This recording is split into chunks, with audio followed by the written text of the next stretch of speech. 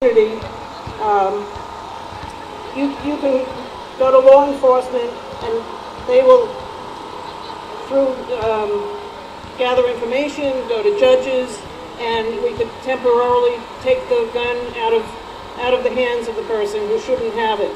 And that's one of the things we like to do at MOMS is educate people about the laws. We work very hard to pass the laws, and we want to make sure everybody knows how to use these laws. But despite all the successful legislation we've had this year, there's still so much more to do at both the state level and the federal level. And we invite each and every one of you who's not a member of MOMS yet to sign up and join us and help us with this fight to end gun violence in this country and in the community of Mount Vernon. I also wanted to point out we have a table today from the League of Women Voters. Voting is very important, and if you're not registered, you should be, so we can get the right candidates in office. So please, if you're not a registered voter, go see the League's table in the back before you leave. Now we have a lot of fun activities.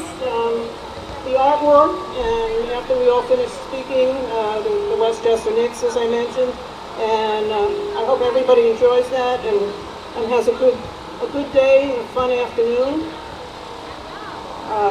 For our next speaker, we have a program called Be Safe. Nancy Dodson, who's a MOMS volunteer, will be just saying a few brief words about the Be Safe program. Thank you. I'm sorry that we have to speak over the generator, so I hope that you can hear me. My name is Nancy Dodson. I'm a pediatrician. I actually take care of teenagers mostly. I have 3 children of my own, so I have a lot of reasons to care about keeping children safe. I've been involved with Moms Demand Action since it was born, right after the Sandy Hook tragedy. And one of the ways I've gotten involved is through the program actually called Be Smart for Kids, SMART. It's a really straightforward idea. Every letter in the word SMART stands for a different way that we can protect kids from gun injury, particularly in the home. And I'm not going to go through all the letters because I want to make sure everyone has time to speak, but I'm going to talk about my favorite letter with you. The middle letter, A, is the most important letter in Be Smart, and I'm going to tell you why. Does anyone know what A stands for? Ask. I heard someone say ask. It's the best letter because it applies to every single parent, whether you are a gun owner or not. And A means that when your child goes to spend time at anyone else's home, you need to make sure that there are no unsecured guns in those homes. This can be really awkward, so I just want to share with you a few tips that has made it easier, and I counsel my patients' parents on this, and I also practice it as a mom, so I can tell you it is awkward, but you get used to it, and you just give yourself little prizes every time you do it to get more used to it and to reward yourself.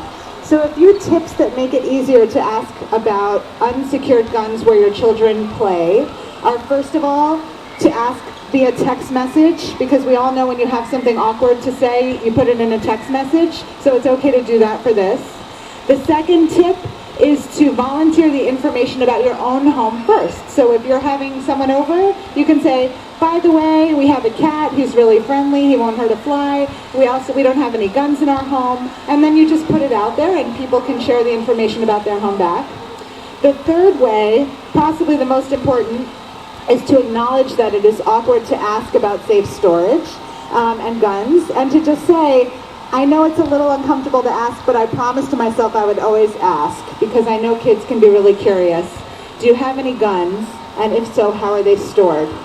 Guns, especially in homes with children, should always be stored unloaded and locked up, separate from ammunition. And that's the safest way for a gun to be in a home where a child lives or visits. I think it's just all of our responsibilities to keep kids safe, and we're all here because we believe that.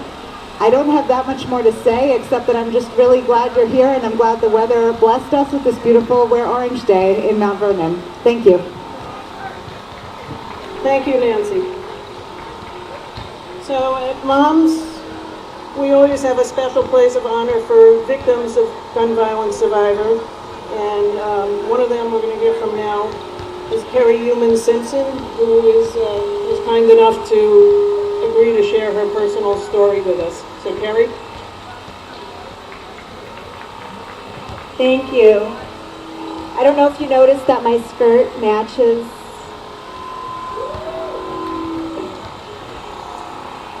So my name is Carrie. I'm a mother of 2 boys, a wife, and an artist.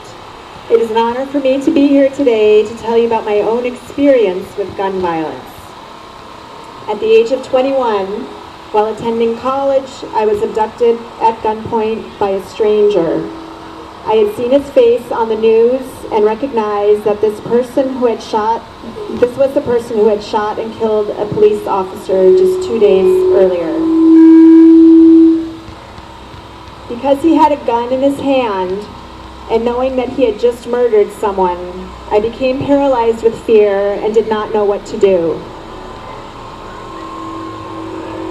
I was taken hostage for 10 hours, and during this time I was terrorized as my abductor wavered between killing me and himself.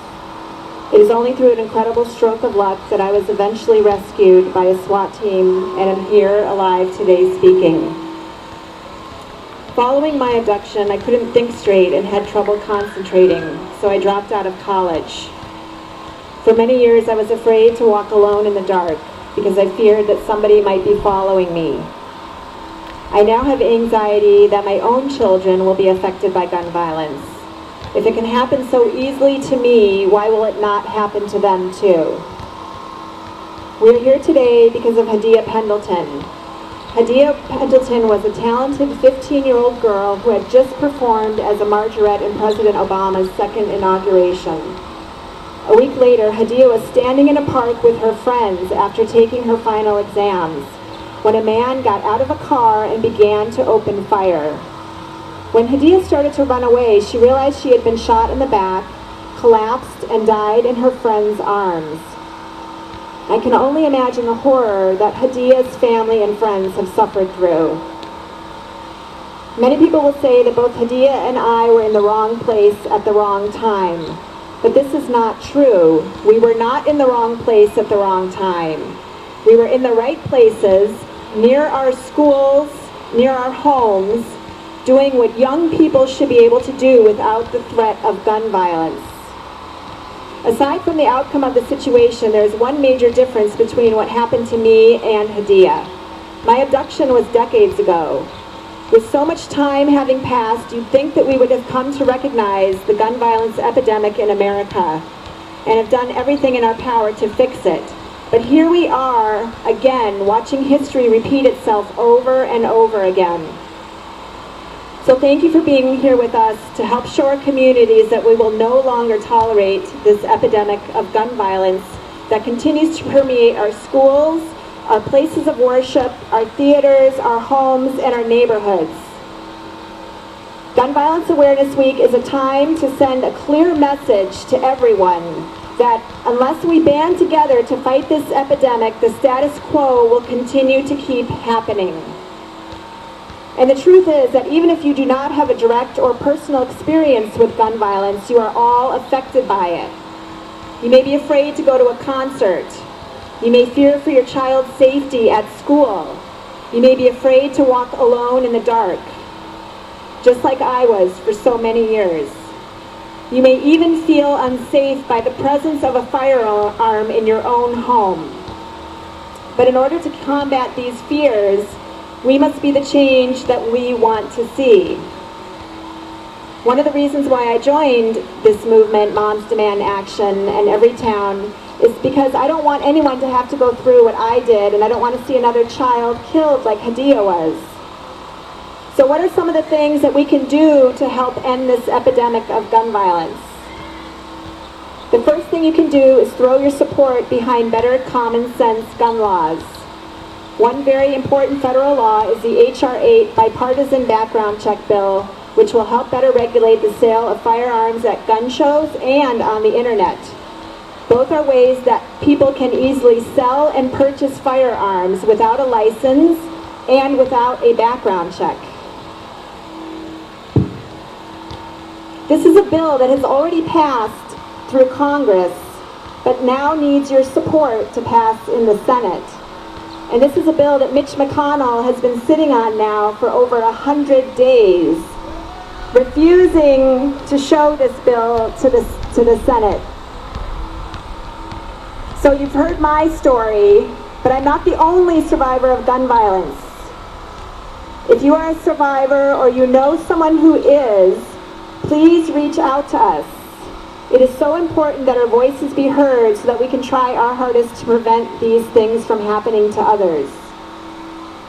Your voices are important, survivors, and we have a wonderful network of survivors in the tri-state area to offer you love, support, and healing during the difficult times. If you are here today, you can join our network to honor those that have died from gun violence and those that have survived. And you can join the fight to free our country from gun violence. So the most important thing you can do right now is take out your cell phones and text HONOR, HONOR, to 64433. And that will put you in touch with somebody who will get in contact with you, who will talk about what the next steps are that we can all take together to try to end this epidemic. Thank you.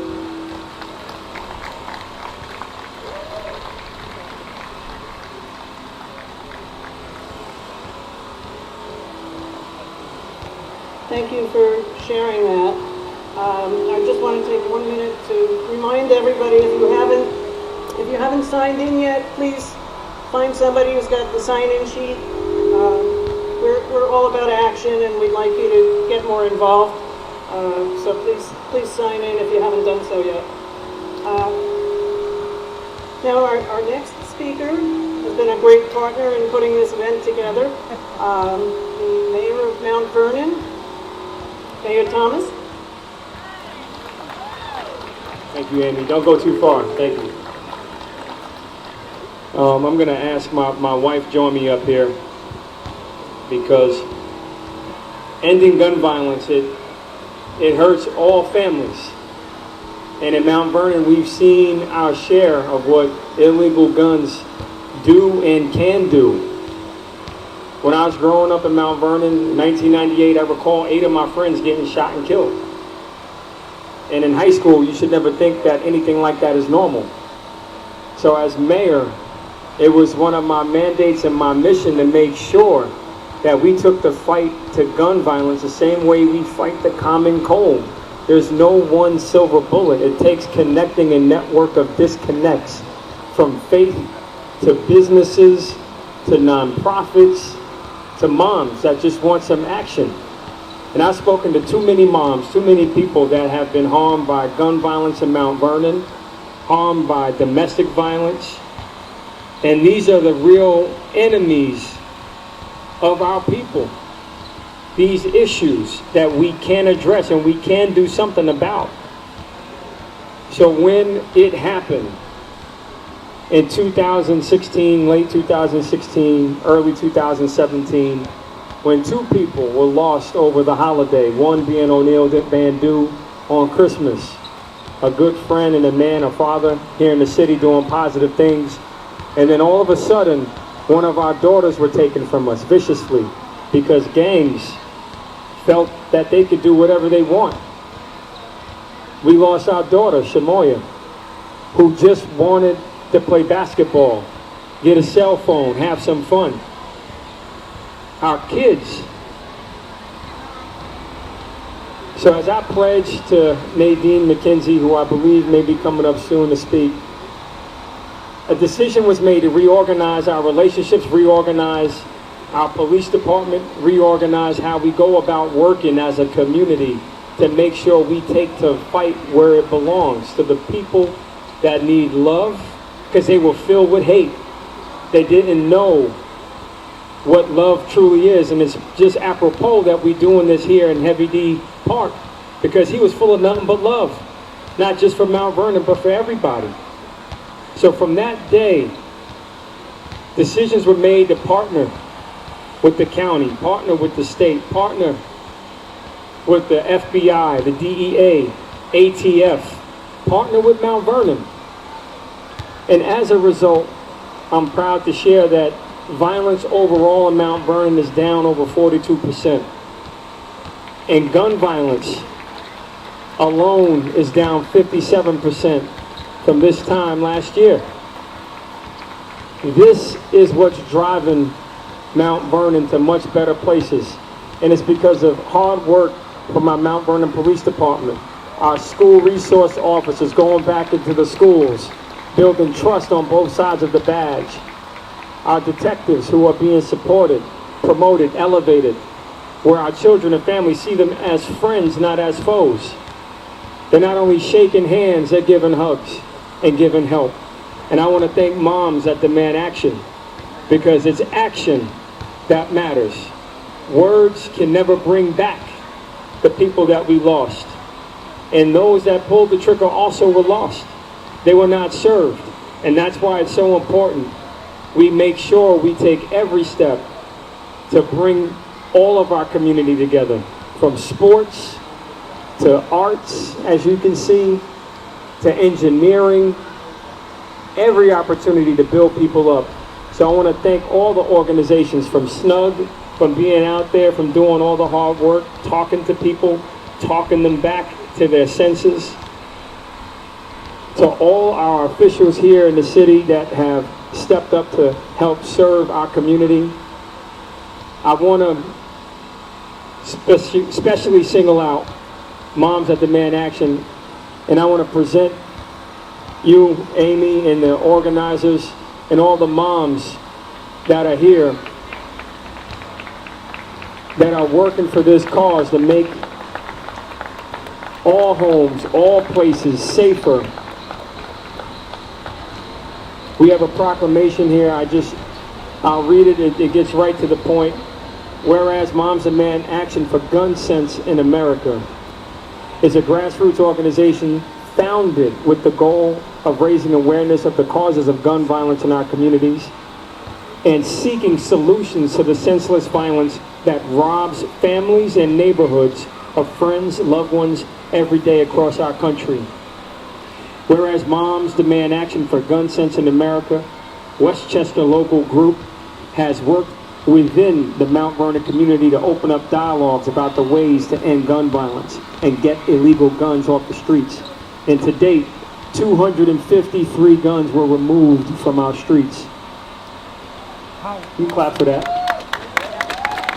Whereas the Westchester Volunteers chapter of Moms Demand Action for Gun Sense in America has made great strides, working with the city and the police department, raising awareness and finding solutions to reduce violence and find conflict resolution.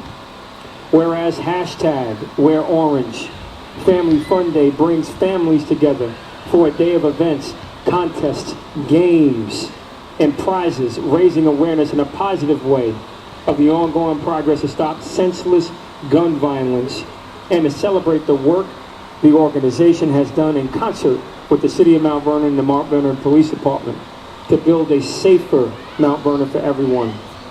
Whereas I, Richard Thomas, as mayor of the city here in Mount Vernon, do hereby deem it an honor to extend this proclamation to Moms Demand Action for Gun Sense in America, Westchester Local Group, in recognition of their outstanding achievements, commitment, and contributions to the betterment of our community today here in the city of Mount Vernon.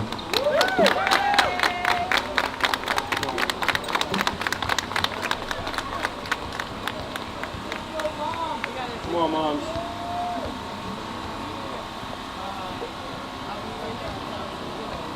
You want to move? You want to move down? Yeah, let's move down so everybody can be in it. Make sure that it takes a community. No, we got you. Put down.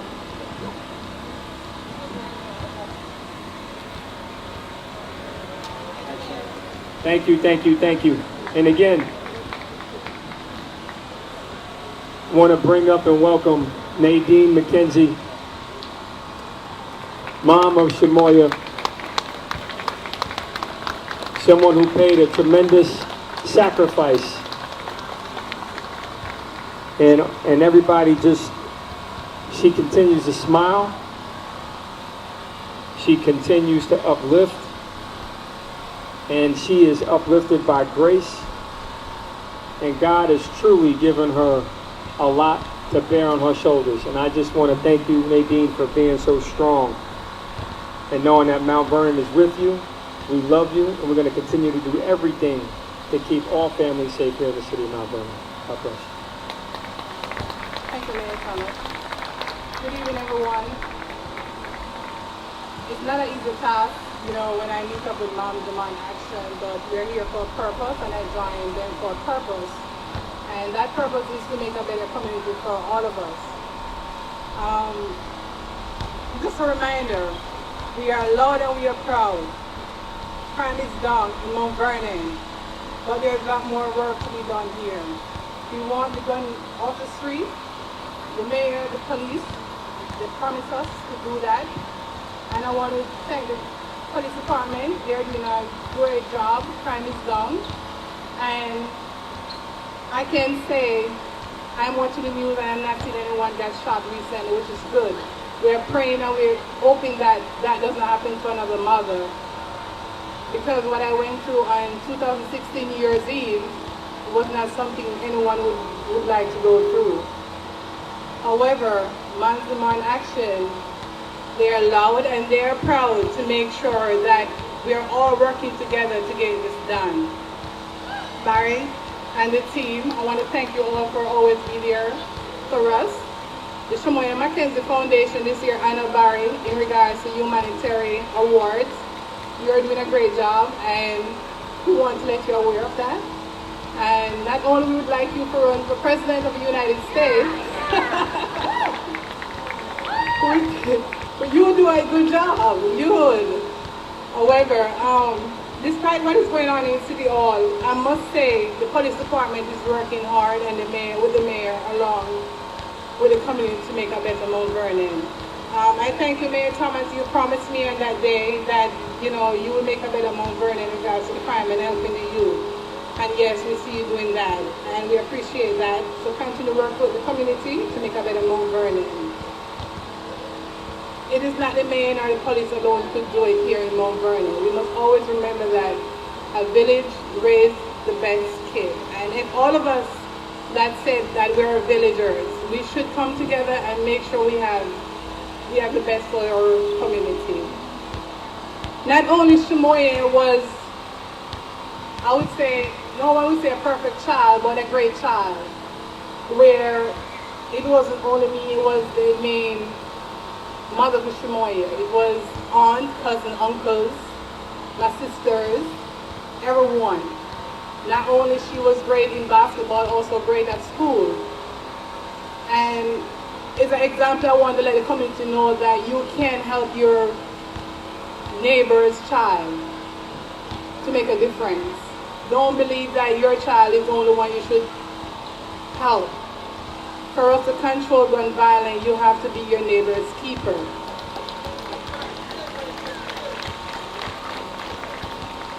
And that's what we want in Mount Vernon. We want to be our neighbor's keeper. Let us work together. Let us hold hands together. Make sure another mother doesn't go through what I go through in Mount Vernon, especially on the day like New Year's Eve, where family, you're happy going out to do the right thing. And as I would say with Everton, we were not at the wrong place at the wrong time, and I keep on hearing that. No, we were going about our business, we were heading home. We went to order a phone for Shamoya so she could have her schedule on her phone because she was playing for 3 other teams, not Mount Vernon High School only. She was playing for a girl, she was in the Bronx, she was playing for Mount Vernon elite team. And her aim was to go to UConn, so she was doing everything to be a perfect child, to make sure to reach a UConn and then to New York Liberty. And I want to thank the New York Knicks, the New York Liberty, who always be there for the foundation and for the community at large. They help in a lot of ways, especially New York Liberty in regards to camping and make sure teams will get tickets for the games. a lot of the students, the first time they went to the New York Knicks games, and that was because of the New York Knicks, so we want to thank them for that opportunity that, they give to the community. And the entire community is coming together now, and I appreciate that. But it was too late. But let us do it now, and don't wait until another victim affected by gun violence. Thank everyone for coming out today, and let us work with Moms and Moms for a better community. Thank you.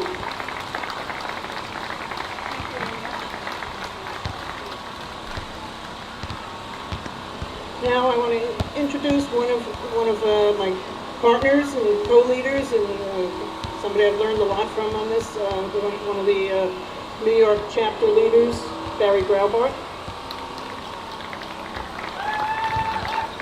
Not running for president. Right now we have enough candidates with an extra XY chromosome. We should go in a different direction there. I just want to do a quick introduction here. Moms Demand has been involved in Westchester for about 3 years now. And when we started to work in Westchester, one of our key focuses was how do we go and engage communities that are most impacted by gun violence. And it's not easy, right? Because every community has had other people come in and show up and say, hey, we've got the answers, and then they disappear. We don't have all the answers. We do have a group of people who are very focused on advocacy and trying to raise the voices of those impacted by gun violence. But when we did come into Mount Vernon and to Yonkers, one of the people who we found most receptive to our message and who really got engaged was Sean Patterson Howard. And Sean, through her work at the YMCA, through her work with the amazing team at Snug, and just all the relationships in the community, have embraced us, and she has become an active part of Moms Demand Action. She is at our meetings and really helping us engage the community. So I just wanted to thank her and introduce Sean to say a few words.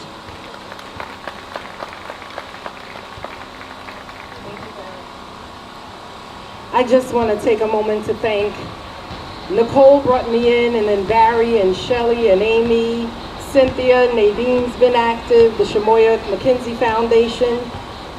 Moms Demand Action, I am a member of Moms Demand Action, and the work that they do is incredible.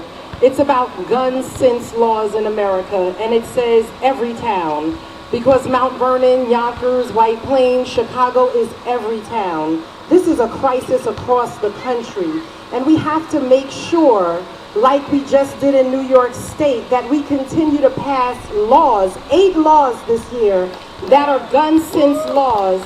I want to thank people like Hector, who started the Stop and Shake program, because when we're looking to build police-community relationships and decrease violence, we have to work with everyday citizens, law enforcement, faith-based business communities. And at the YMCA, one of the things that we've done since 2009 is we've been a SNUG site. And so as a SNUG site, we're very focused on reducing shooting incidences. And over the past 10 years, we've seen an 80% reduction. Over 10 years, not 1 year, not 5 years, but over 10 years, we have experienced an 80% reduction in shooting incidences. But it's not just about reducing the shooting. We have to remember the families that are impacted by shooting violence and the neighbors that are impacted. And so we have to make sure that we're providing services and supports, that we're embracing these families, that is local police departments and county and state departments, that we're working to make sure that there are very vigilant investigations so that these cases can be closed, and that we're getting back to the families that are impacted by shooting violence to give them an update as to what's happening with their family members' cases. We can't just leave the families hanging, and whether someone is, a teen or an innocent victim, as people would say, or someone might have went a little left of the law, all lives matter, and we have to make sure that we investigate them and that we support those families. So Jesse, please know that I'm here to work with you to make sure that we find a way to close all of these open homicide cases. I had the distinct displeasure of having to read 73 names of victims of violence here in Mount Vernon. 73 names about 2 weeks ago. And so we want to make sure we continue to reduce violence not only in Mount Vernon, but all throughout the county, because our borders are very porous and people just move from one community. So we have to have an organized and collective response to gun violence. Moms, I'm glad to be a member with you. Shout out to the Mount Vernon Snug team. I oversee the Yonkers Snug team. We're part of a state alliance, and this is the work that we do every day. So I'm committed to it, not just on Wear Orange Day, but every day. This is the work that I'm doing and that I'm committed to, and I want to thank you all for showing up. Continue the great work.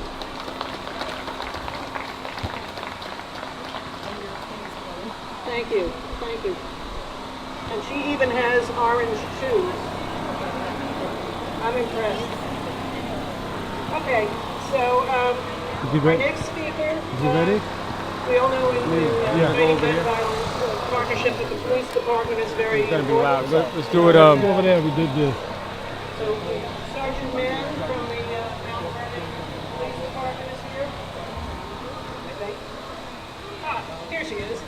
Okay, so I'd like to introduce you and thank you for all the police do. Yeah.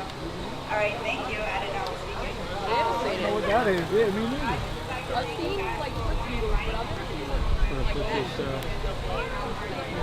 Mayor, this is a great cause. This is going on everywhere. This is not a problem exclusively to Mount Vernon, Yonkers, or Lower Westchester. It's a national problem. Okay. So let me just start by asking you how you feel about it, and tell us a little bit about your Cash for Gun program in Mount Vernon and how successful has that been. You know, we take every approach to get illegal guns and drugs off our streets. And one of the key things is that Cash for Guns is a program where we offer from time to time to incentivize people to say, you know what, let's get these weapons out of the homes, out of hiding, and into places where they can either be destroyed or put in a museum if they're that old. We don't want guns reaching the hands of people that are not responsible and don't know what to do with them, especially our kids. So again, every approach has been taken to partner with faith leaders, nonprofits, organizations that do conflict resolution like SNUG and others that all want to see our community build up. That especially includes sports organizations, because they keep our kids active and activated. So getting guns out of the hands of people that are not responsible, that's the best thing we can do, and we do it every way we can. Now, Mayor, numbers don't lie, and I have seen your stats and the numbers on the crime. Right. Can you tell us what you've been doing? Because evidently you've been doing something right, that the crime rates are going down, and the proof is in the pudding. Well, you know, it's partnering with the community and building trust between law enforcement and our community. We've done it by returning school resource officers into schools. We've added more for guidance and counseling. We have My Brother's Keeper, but also we've added more jobs to Mount Vernon, where more people are working. We're giving away 25,000 pounds of fresh produce every 2 weeks in the city. Over 1.3 million pounds of fresh produce given away. And when you're feeding people and stepping into the gap with programs and services, you're going to have a better outcome. And that's by having a better relationship with the community. And as a result, gun violence is down over 57% in the city.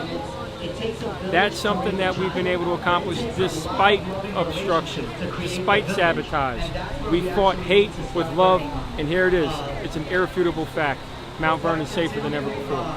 Now, Mayor, just since I have you here, let's just touch another subject that is affecting your city. What's going on with these outstanding bills? Okay. I hear that the trucks are to be returned because of failure to pay them, and one way or the other, it's affecting the people of your city. So the role of mayor is not only to provide a vision, but to take action. And our charter supports that design. The system, it performs as designed. And Mount Vernon's government is designed in a way where it's like a three-legged stool. You have the mayor who's elected, the city council who's elected, and the city controller who's independently elected. And that design, in theory it works, but right now it's not working because the council and the controller are both blocking basic services in the city. So no matter what happens, if they come to take the trucks, I'm going to do my best to try and keep them. I'm making all efforts to reach to the governor, who can step in and deal with these obstructionists who are imperiling our health and welfare as a city. I've reached out to faith leaders, business leaders in the community, and I'm asking us all to pull together to convince the council to take action. It's been 115 days since I presented the emergency paperwork for them to process. And the comptroller, she too has the ability to help pay this bill, but they both won't do their job under the charter to protect the people, protect health in the city. So I'm calling on everyone to help reach out to the governor, reach out to the council and the comptroller. We need all of them to work with us to make sure that these garbage trucks that we rented, these garbage trucks that we need, they don't get repossessed because the bill's not paid. That was going to be my next question. What can the people of Mount Vernon do to make sure that the work is done and the obstruction stops? Well, the start with calling the city council. The phone number is 914-665-2351. Let me say that phone number again. The phone number is 914-665-2351. And the phone number to the governor, I believe it's coming up. It's 518-474-8390, if I recall correctly. But I'm going to repeat that one more time. But the bottom line is, I need you to call the city council. And yeah, that was the number. Not 518-474-8390. That goes to show you how many times I've been calling. 518-474-8390 to call the governor. 914-665-2351 to call the city council. The city council, I called special meetings for them on Friday, called special meetings for them on Saturday, called special meetings for them today, Sunday, called special meetings for them again tomorrow. If they don't show up, and if they don't direct the controller to pay the bill, if the controller doesn't pay the bill, either or, we're going to be in a tough spot. And I'm just going to keep pushing and pulling that Mount Vernon's going to pull through. We're going to figure out what we can do to deal with this garbage crisis that's happening right now upon us. Thank you, sir. Thank you. Got to keep Mount Vernon clean and beautiful.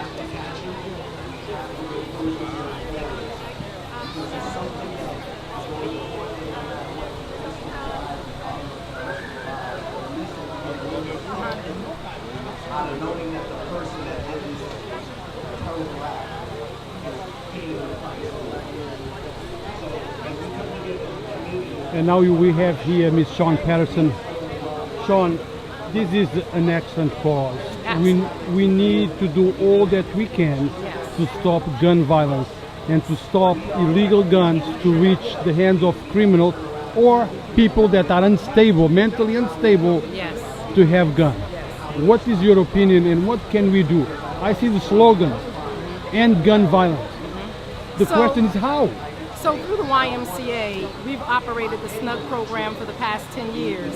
And with the SNUG program, we identify those who are most likely to shoot or to be shot. So those between the ages of 14 and up, those who carry guns, who shot someone, who've been shot, who are involved in street-level gang activity, who are known actors with the police department. And we engage them through outreach.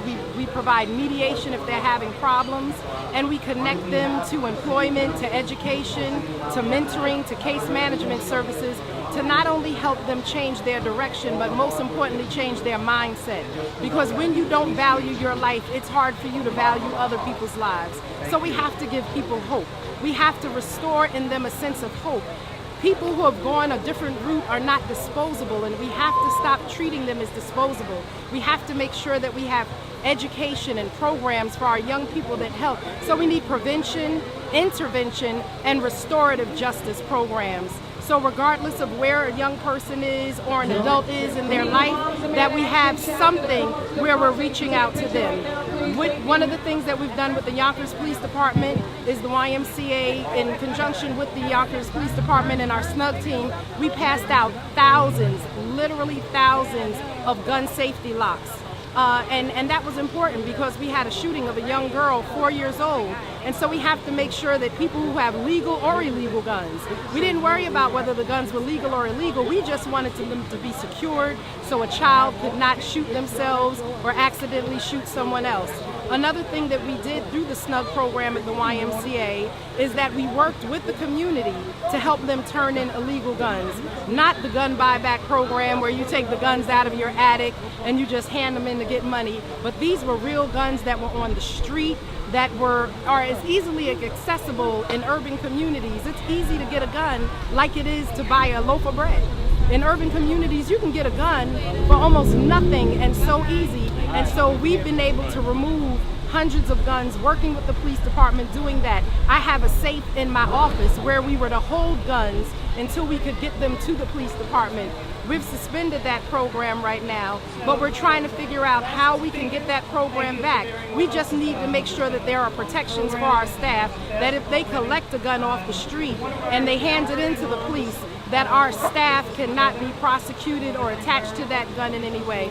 So that's a program that I know the Yonkers Police Department, and we would love to really look at bringing back, because we were able to get real guns that are in the hands of people on the street that should not have them, illegal guns off the street. And so these are things that we want to continue to do. We have to have policies, systems, and environmental change to make a difference in gun violence. We can't just talk about it. We have to work with legislators to pass laws, and we have to work with communities and our young people to understand the value of life and making sure that we keep illegal guns off the street. We have to continue to hold gun makers accountable and legislators accountable to not support the companies that are selling guns. We have to make sure that the proper laws are in place, because the only lives that are at stake are the lives of our young men and women in these urban and suburban communities. And we have to make people understand that regardless of what your lot is in life, that life is still valuable. And so we don't want to separate victims of shooting from innocent versus non-innocent. We want to make sure that we're focusing on preventing gun violence. And there's so many things we got to do. We just got to work together to get it done. Now, Ms. Patterson, problem and issues with gun violence is not just guns on the hands of criminals.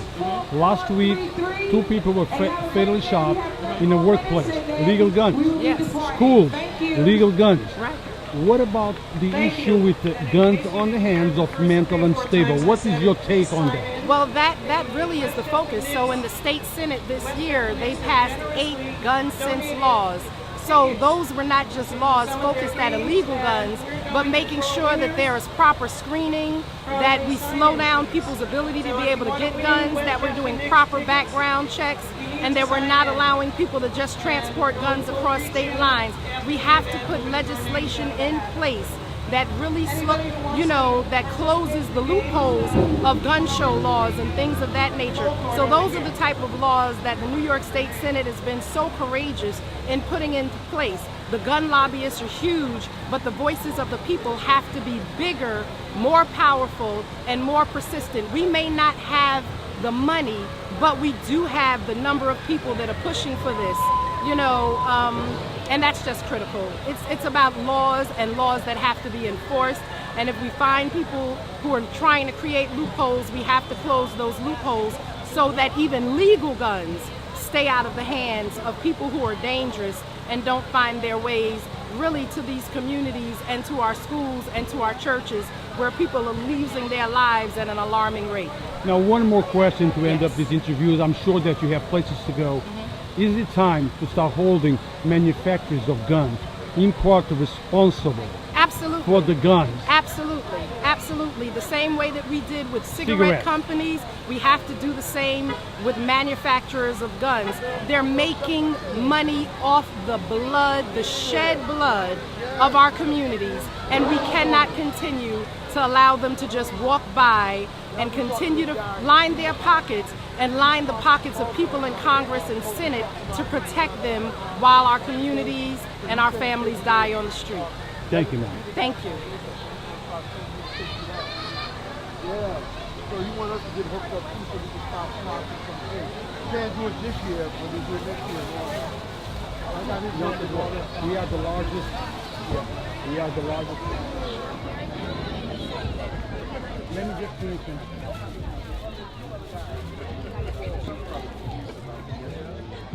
Do you, man? It's a democratic process, man. That's all it is. You know it. Yeah. Very, very. Mr. Council President, how are you doing, sir? I knew you would find me. I'm doing well. How are you? Mr. Andrew Wallace in Yes, the sir. House. Yes. Andre, gun violence, it's a very serious problem. Absolutely. Okay, I see end gun violence, beautiful slogans. The question is how? What can we do in reality to end the gun violence? Well, what we need to do is make sure that we reach out to our local elected officials, because all politics is local. So you have to start it from a local level and take it all the way to Washington, because gun violence is out of control, and we definitely need to reform it, because too many of the guns are getting into the hands of people that should not have them. And that is what we have to focus on. And a lot of things got to come into play as well as education around that. So what we need to do, like I said, is be proactive rather than reactive, you know, and control those things and those measures and how they're getting to the communities and into the hands of our youth and our kids that should not be having access to those things. Now, Mr. Wallace, I see a lot of people talk about guns on the hands of criminals.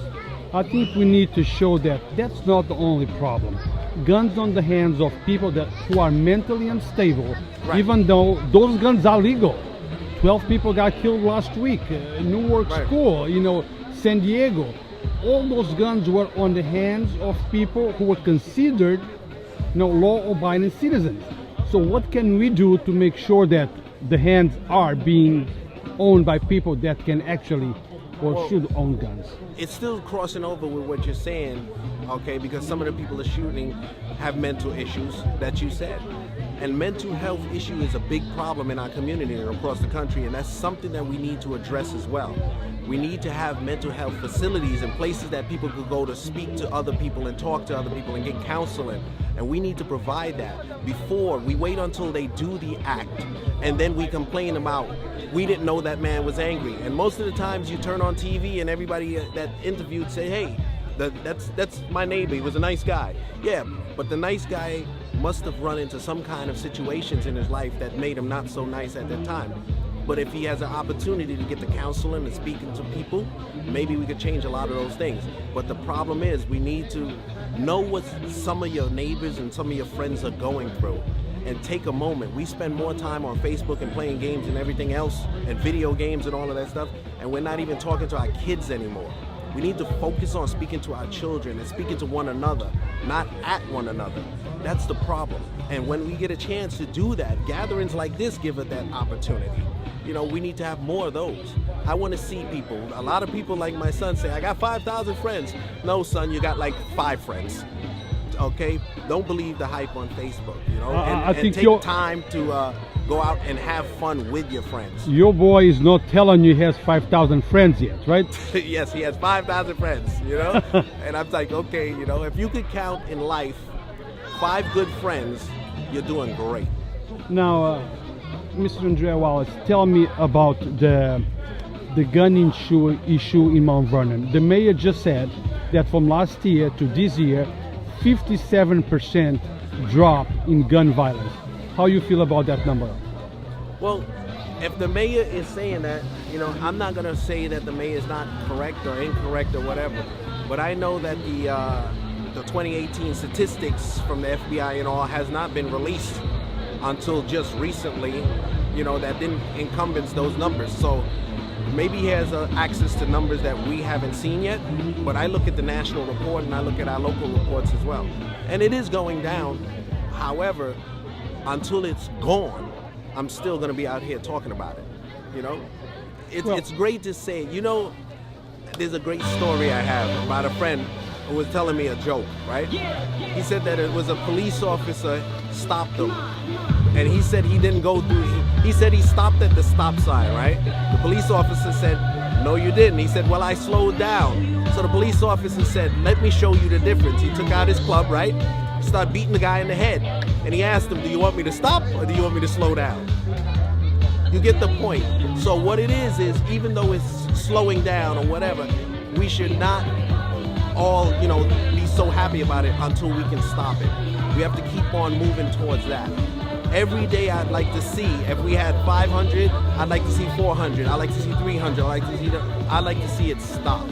And that's what we need to focus on. And, you know, if we create the possibilities, work on that, live into those possibilities of what it can be without that, you know, I think we can do it. It's all achievable. Thank you, sir. You're welcome.